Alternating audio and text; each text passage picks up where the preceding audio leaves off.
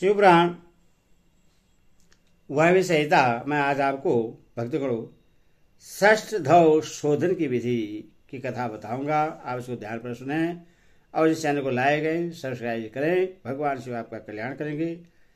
कथा सुनिए। उपमुनि कहते हैं, यदुनंदन तदंतर गुरु की आज्ञा ले शिष्य स्नान आदि संपूर्ण कर्म को समाप्त करके शिव का चिंतन करता हुआ हाथ जोड़कर शिव मंडल के समीप जाए।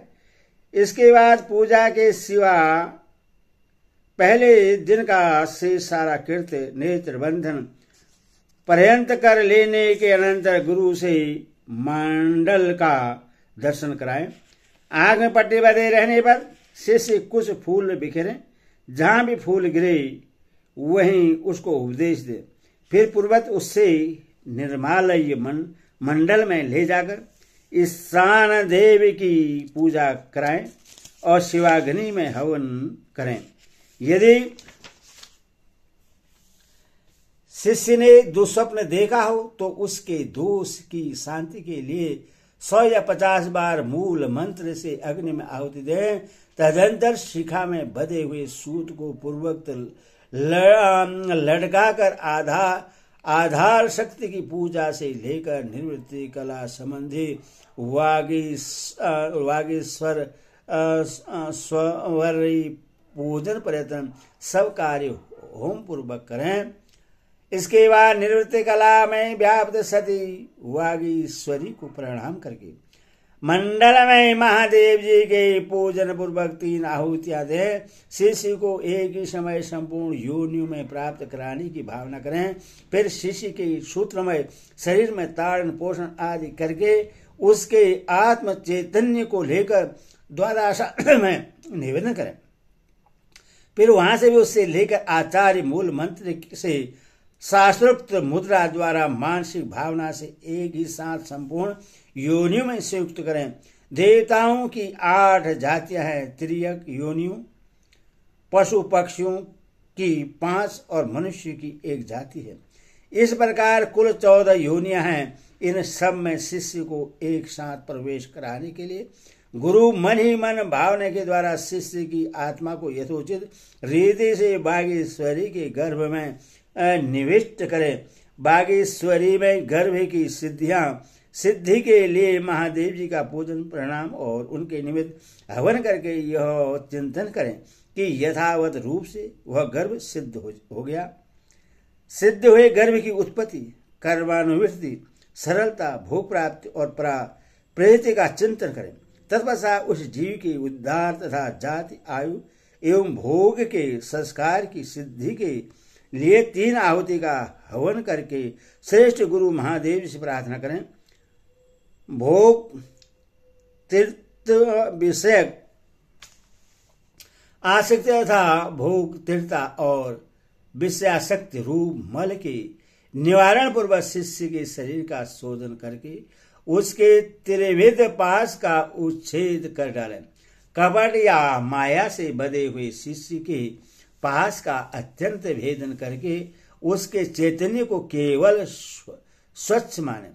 फिर अग्नि में पूर्णाहुति देकर ब्रह्मा का पूजन करें। ब्रह्मा के लिए 3 आहुति देकर उन्हें शिव की आज्ञा सुनाएं। पीतामहो तवैया नाश्यं यादो सेवं परम पदम प्रतिबंधो विधातव्यो सेवा गेसा गरियसी। पितामहो, यह जीव शिव के परम पद को जाने वाला है। तुम्हें इसमें विघ्न नहीं डालना चाहिए। यह भगवान शिव की गुरुतर आज्ञा है। ब्रह्मा जी को शिव का यह आदेश सुनाकर उनकी विधिवत पूजा और विसर्जन करके महादेव जी की अर्चना करें और उनके लिए 3 आहुति दें। तत्पश्चात निर्णय द्वारा शुद्ध हुए शिष्य के आत्मा का पूर्वत उद्धार करके अपनी आत्मा एवं सूत्र में स्थापित कर बागेश का पूजन करें। उनके लिए 3 आहुति दें और प्रणाम करके विसर्जन कर दें। तत्पश्चात निवृत्ति पुरुष प्रतिष्ठा कला के सान्निध्य स्थापित करके उस समय एक बार पूजा करके 3 आहुति दें और शिष्य के आत्मा के प्रतिष्ठा कला प्रवेश की भावना करें। इसके बाद प्रतिष्ठा का आह्वान करके पूर्वोक्त संपूर्ण कार्य संपन्न करने के पश्चात उसमें व्यापक वागीश्वरी देवी का ध्यान करें।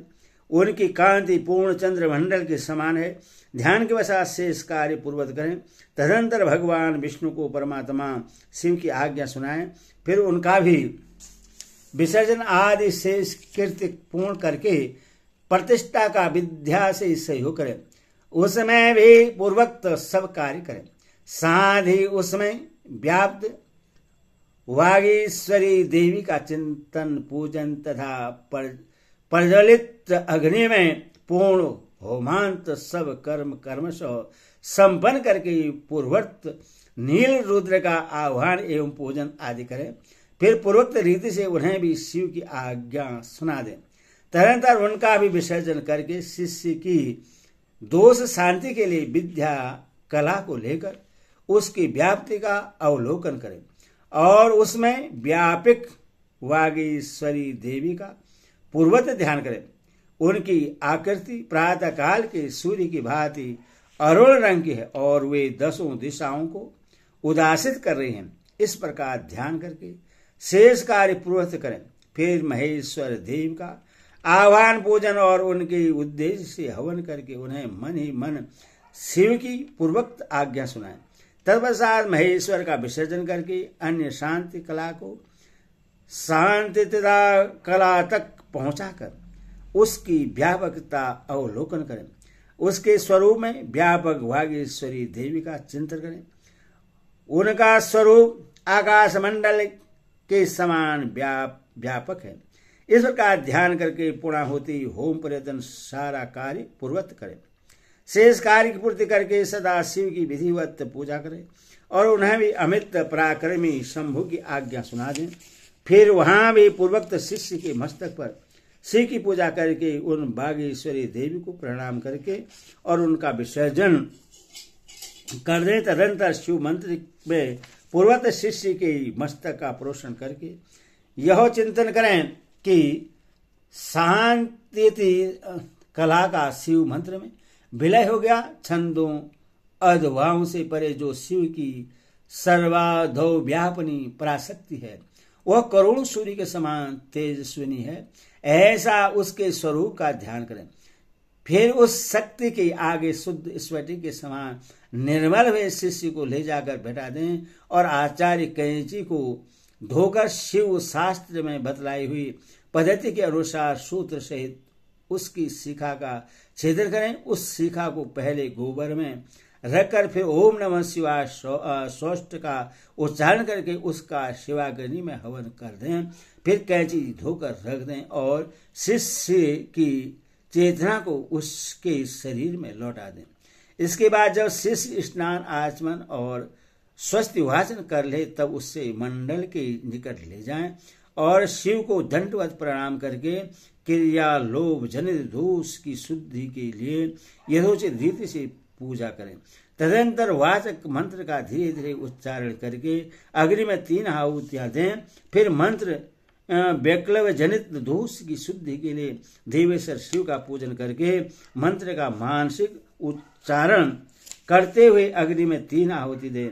वहां मंडल में विराजमान अम्बा पार्वती सहित शंभु की समाराधना करके 3 आहुतियों का हवन करके पश्चात गुरु हाथ जोड़कर इस प्रकार प्रार्थना करें। भगवस्तु प्रसादेनम शूद्रस्य शशधनः कीर्तौ तस्मात् परम धामम गमयेनम तवाव्ययम। भगवान आपकी कृपा से इस शिष्य की शशधर शुद्धि की गई अथवा अब आप इससे अपने अविनाशी परम धाम में पहुंचाइए। इस तरह भगवान से प्रार्थना कर नाड़ी संधान पूर्वक पूर्णाहुति होम प्रयत्न कर्म का संपादन करके शुद्ध भूत शुद्ध करें। स्थिर तत्व पृथ्वी, अस्थिर तत्व वायु, शीत तत्व जल, उष्ण तत्व अग्नि तथा व्यापकता एवं एकता रूप आकाश तत्व का भूत शुद्धि कर्म में चिंतन करें। यह चिंतन उन भूतों की शुद्धि के उद्देश्य से ही करना चाहिए। भूतों की ग्रंथियों का छेदन करके उनके अधिपतियों या अधिष्ठाता देवताओं सहित उनके त्याग पूर्व स्थित योग के द्वारा उन्हें परम शिव में नियोजित करें। इस प्रकार शिष्य के शारीरिक शोधन करके भावना के द्वारा उसे दग्ध करें, फिर उसकी राख को भावना द्वारा ही अमृत कणों से अपलावित करें। तदंतर उसमें आत्मा की स्थापना करके उसके विशुद्ध अधोमय शरीर का निर्माण करें। उसमें पहले संपूर्ण अधो में व्यापक शुद्ध शांतिता कला का शिष्य के मस्तक पर न्यास करें। फिर शांति कला के मुख में विद्या कला का गले से लेकर नाभि प्रयत्न भाग में प्रतिष्ठित कला का उससे नीचे के अंगों में चिंतन करें। तदनंतर अपने बीजों सहित शुद्ध मंत्र का न्यास करके संपूर्ण अंगों सहित शिष्य को शिष्य स्वरूप समझें। फिर उसके हृदय कमल में महादेव जी का आह्वान करके पूजन करें। गुरु को चाहिए कि शिष्य में भगवान शिव के स्वरूप के नित्य उपस्थित मानकर शिव तेज से तेजस्वी ही उस शिष्य के अणिमा आदि गुणों का भी चिंतन करें। फिर भगवान शिव से आप प्रश्न हो ऐसा कहकर अग्नि में 3 आहुतियां दें। इसी प्रकार पुनः शिष्य के लिए निम्नलिखित गुणों का ही उपायन करें।